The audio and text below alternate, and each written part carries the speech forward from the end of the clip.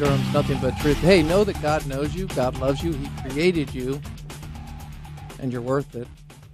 We're going to learn more about that in the sense of the protection of life a little later on with my good friend Ben Johnson, who is the U.S. Bureau Chief for LifeSite News. Right now we've been talking about Obamacare and Nancy Pelosi's performance, if you will, on Meet the Press. And I've used the expression lie a lot, to knowingly mislead. Now, some people are just deluded. I get that. And when you believe in something so much, I got to say, being a human being and fallen, no better than any other sinner, but through the grace of God, His grace, I point up, I say, thank you, Jesus. I realize that we're all capable of this because you believe in something so much that the ends justify the means. That is something that obviously is apart from, you're not looking through the lens of Christ when you do that. And are Christians capable? Thank you very much. It's under construction. It's Monday. Help me. Are Christians capable of this type of behavior? You betcha. It happens. But when we're truly looking through the lens of Christ and we're saying, even if I give Nancy Pelosi the benefit of the doubt, and I do joke about the fact that I think she's a little nutty. You remember the show Alice? You know, Dingy! Yeah, it was Mel from Alice. Yeah, Linda Lavin. Okay, well, there was Vera, the waitress. And if you look up Vera, you will find that she was separated at birth from Nancy Pelosi. That character. That said, she came off that way because she was unsettled, because she was being confronted with things that she said in promises to get something and was not held to account at the time, certainly by the press, because if someone makes a statement like we have to pass the bill to find out what's in it away from the fog, and we realize a 2,000-plus page bill, people have not read and do not see the consequences of what they are putting forth with the most powerful entity in our nation, which is the U.S. Congress, and then obviously signed into law because the law of the land.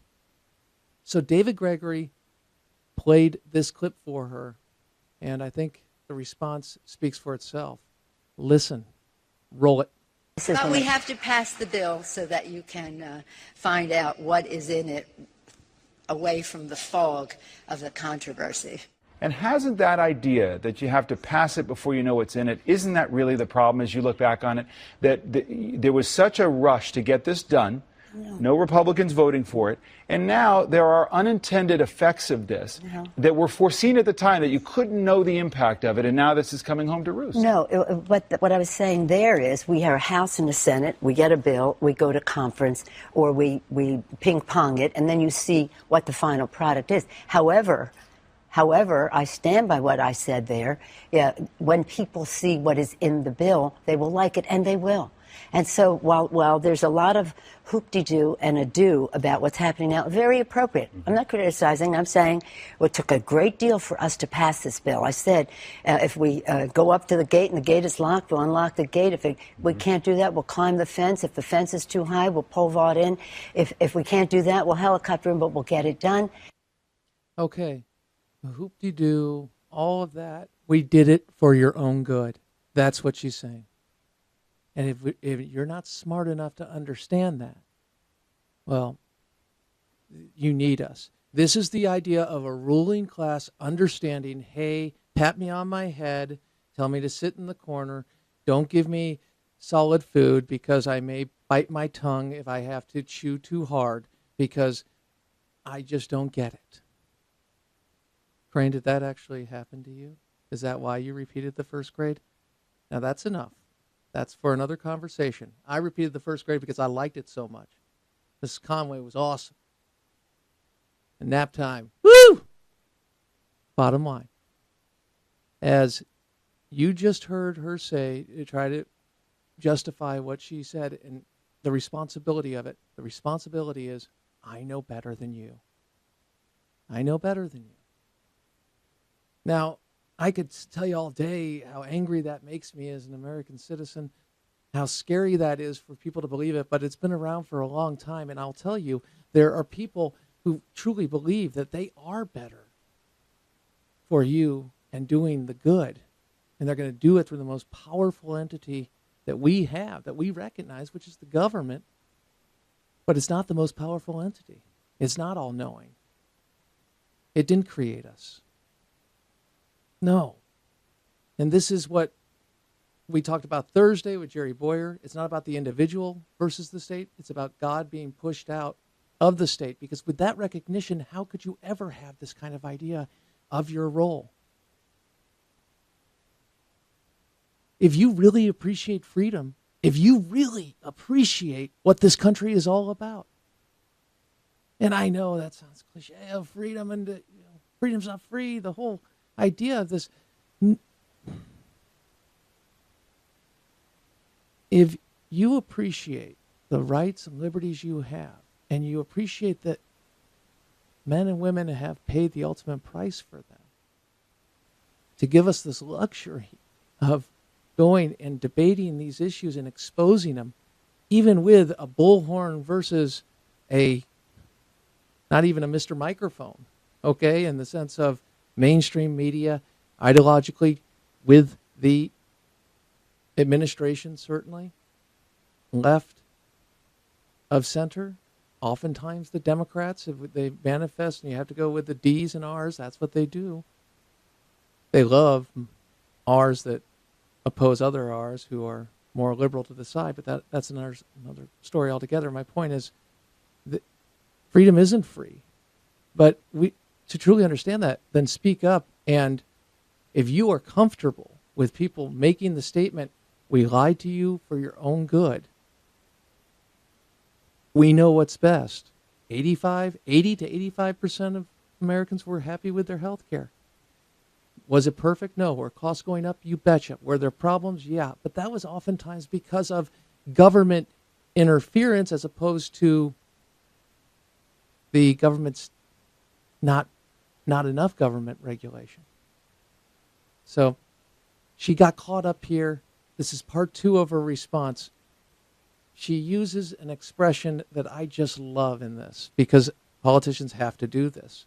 And when I say politicians, I mean people who speak to a large amount of constituents, okay? So it's not a jab per se.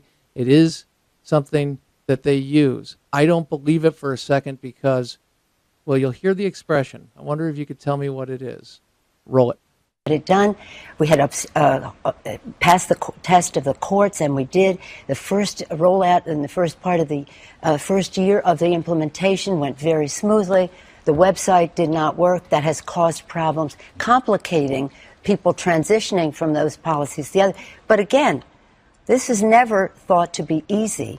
And the fact is what it doesn't matter what we're saying here. What matters what happens at the kitchen table of the American people and how they will have more affordability, more accessibility, better quality care, prevention, wellness, a healthier nation, of honoring the vows of our founders of life, a healthier life, liberty to pursue their happiness, not be chained by a policy. I understand what the arguments are. The administration is saying this will be considered a success. Right. If 80% of the people are able to get on the exchanges and get signed up. Is that an acceptable No, threshold? that's just by the end of this month. Mm-hmm. That's just by... That's acceptable? No, well, it's not acceptable ongoing, but they're saying with the fixes to the website, they're anticipating that 80% by December 1 as we go forward. No, it has to be improved upon then. Okay. A couple things. One, they're looking at the overall website, and that may be just the general number for success. That said, will the 20% be fined? Okay. I take that point first to answer the website question. I think we could have sat back and a follow-up question to Nancy Pelosi when she mentions the kitchen table and better health care and preventative medicine and making people healthier. Well, it's not making the baby in the womb any healthier. It's killing the baby in the womb. I know. Base, going back to it, but explaining what this part of this is, quote, free. That's somewhat. Now, I know that's only part of it. I also know that when we talk about her goals, you heard her say what I've been outlining. She believes it's better for you and for me. The government can do it. And this is what our founders envisioned. Our founders understood the government has no business here because it is too much for the government, and it will put the government in the decision-making process of who lives and who dies when we boil it down. Now, I'm not saying it's conspiratorial. I'm saying it goes to funding and a certain amount of resources and the allocation of those resources. I'm not comfortable with the government making those decisions through an independent advisory board. I'm much more comfortable with the individuals being able to make the decisions in a system where they can seek the best care and allow for the opportunity for that care to be attained, which was happening and continued to happen. But what we will see, certainly with a government-run system, just hop across the pond and look at mortality rates for certain diseases. So as much as I could mock her being confused and what she said regarding standing tall with Obamacare, I will post that clip. I didn't want to play it because there's only so much Nancy Pelosi we can all take, and we can say that about pretty much anybody. So what do we take away from this real quick? With Nancy Pelosi, you took away what this is about. Yes, we know we lied. We're not going to admit it because you're not smart enough to understand what we're saying, and you're not interested enough of what we are saying. And that's the low information voter and the targeting of that. Plus, it's the disrespect of the ruling class and the idea that you need a ruling class. So this is not going to go away. What she just said about the 80%, we're going to have a contradiction with Ed Henry today asking Jay Carney about the question. But we've got a lot more to cover. We got a lot of mo. Let's move to cut number 9. How about a little Matt Damon, shall we? Matt Damon, speaking to Jake Tapper regarding public schools and his advocacy for public schools, and a comment he made to Jake Tapper from CNN about the Bushes. And listen to Tapper. See, I want you to hear it. Does this have to do with Obamacare? No, it just is something that we need kind of a break, and so here it is. Roll it. Is that just come with the territory? I mean, I know actors can be, used to criticism when it comes to your talents or cast in a movie, but when it comes to activism and ideas, it might be different.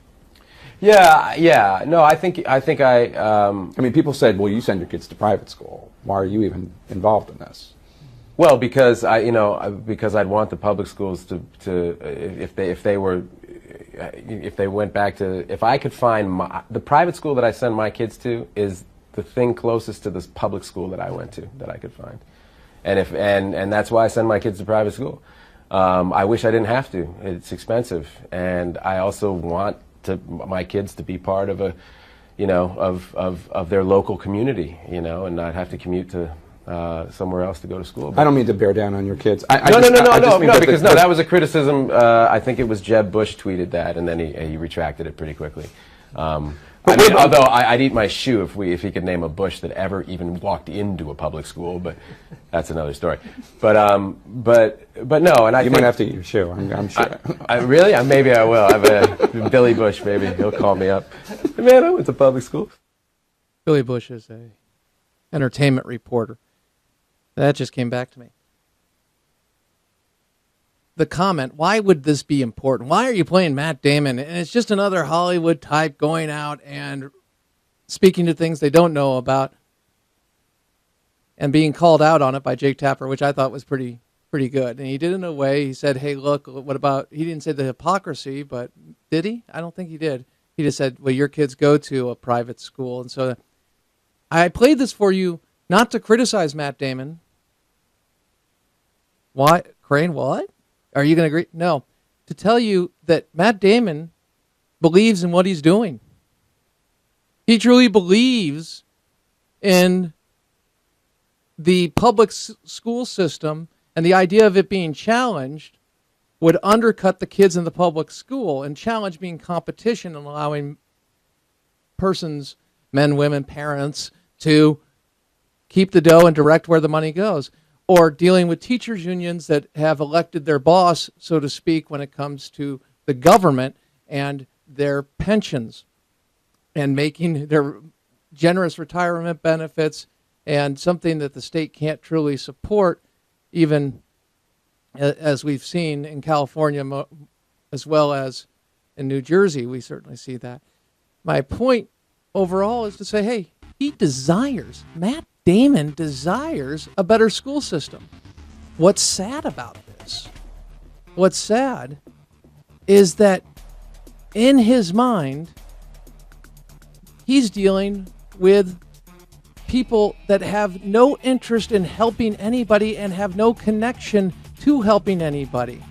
It's a caricature of how the evil Republican who only cares about the very rich and is self-centered and would like to destroy anything that would be government. And it's bizarre. But in that clip, you truly see it. Because you see a guy who says, yeah, I want to help the school system, but then he's vilifying people who disagree with him. I would merely say, hey, focus on the outcome, see how you get there, and stop casting aspersions on people you disagree with. AFR Talk.